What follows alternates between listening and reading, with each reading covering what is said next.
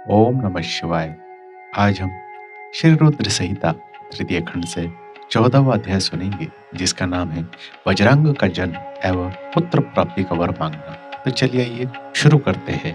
नारद जी कहने लगे, ब्रह्मा जी, तारकासुर कौन था जिसने देवताओं को भी पीड़ित किया, उन्हें स्वर्ग से निष्कासित कर दिया और स्वर्ग पर अपना एकाधिकार स्थापित कर लिया? कृपया मुझे इसके विषय में बताइए।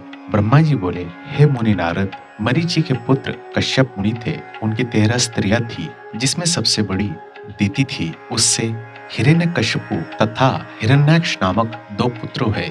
हिरण्यकशिपु तथा हिरण्याक्ष को श्रीहरि विष्णु ने वाराह तथा नरसिंह का रूप धारण करके मार दिया था। तब अपने पुत्र के मर जाने से दुखी होकर दिति ने कश्यप से प्रार्थना की तथा उनकी बहुत सेवा की। उनकी कृपा से दिति पुनः गर्भवती हुई। जब इंद्र को इस बात का पता चला तो उन्होंने दिति के गर्भ में ही उनके बच्चे के छोटे छोटे टुकड़े कर दिए, परंतु दिति के व्रत एवं अन्य भक्ति भाव से बालक को मारने में वे सफल न हुए। समय पूरा हो जाने पर उनके गर्भ से 49 बालक उत्पन्न हुए। ये सभी भगवान शिव के गण हुए तथा शीघ्र ही स्वर्ग में चले गए।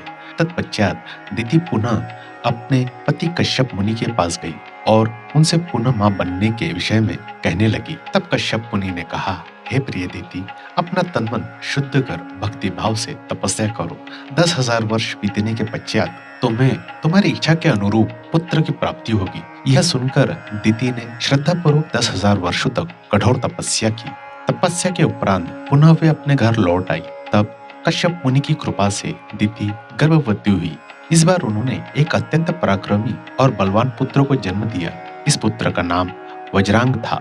वज्रांग दिति की इच्छा के अनुरूप ही था। दिति इंद्र द्वारा किए गए छल कपट से बहुत दुखी थी और उनसे बदला लेने के लिए अपने पुत्र वज्रांग को देवताओं से युद्ध करने की आज्ञा दी। वज्रांग और सभी देवताओं का बहुत भयानक युद्ध हुआ।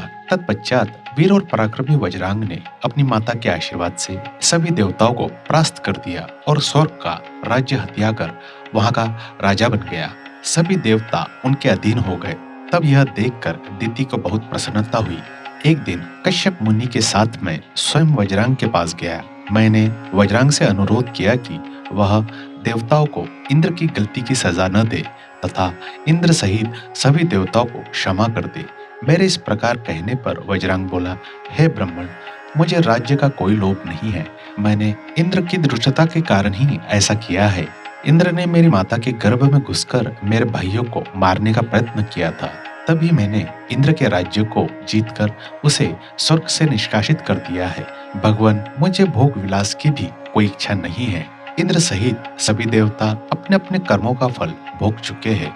अब मैं स्वर्ग का राज्य इंद्र को वापस सौंप सकता हूँ। मैंने अपनी माता की आज्ञा मानकर यह सब किया है। प्रभु, आप मुझे सार तत्व का उपदेश दे जिससे मुझे सुख की प्राप्ति हो। वज्रांग के उपदेश को उत्तम जानकर मैंने उसे सात्विक तत्व के बारे में समझाया। फिर मैंने एक सुंदर व गुणी स्त्री उत्पन्न की और उसका विवाह वज्रांग से कर दिया।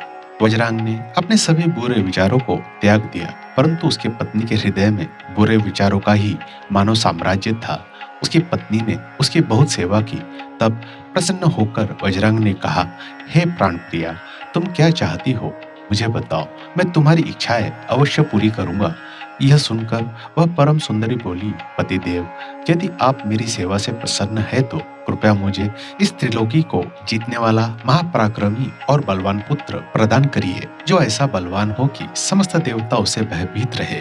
अपनी पत्नी के ऐसे वचन सुनकर वज्रांग सोच में डूब गया, क्योंकि वह स्वयं देवताओं से किसी प्रकार का कोई बैर नहीं रखना चाहता था, परंतु उसकी पत्नी देवताओं के साथ शत्रुता बढ़ाना चाहती थी। वज्रांग सोचने लगा कि यदि सिर्फ अपनी पत्नी की इच्छा को सर्वोपरि मानकर उसे पूरा कर दिया तो सारे संसार सहित देवता एवं मुनियों को दुख उठाना पड़ेगा, और यदि पत्नी की इच्छा को पूरा नहीं किया तो मैं नरक का भागी बनूंगा तब इस धर्म संकट में पड़ने के बाद उसने अपनी पत्नी की अभिलाषा को पूरा किया। अपनी पत्नी की इच्छानुसार पुत्र प्राप्त करने हेतु वज्रांग ने बहुत वर्षों तक कठोर तपस्या की। मुझसे वर प्राप्त कर अत्यंत हर्षित होता हुआ वज्रांग अपनी पत्नी को पुत्र प्रदान करने हेतु अपने लोक में चला गया। और इसी के साथ श्री रुद्र संहिता तृतीय खंड 14वां अध्याय यही समाप्त होता है। इसके अगले एपिसोड में 15वां अध्याय सुनेंगे, जिसका नाम होगा तारकासुर का जन्म व उसका तप। मुझे आशा है आप वह अध्याय भी जरूर सुनेंगे। दोस्तों, अगर आपको यह जानकारी अच्छी लगी हो तो कृपया मेरे इस चैनल को सब्सक्राइब करें और शेयर करें। आपको यह जानकारी सुनने के लिए मैं दिल से धन्यवाद करता हूँ।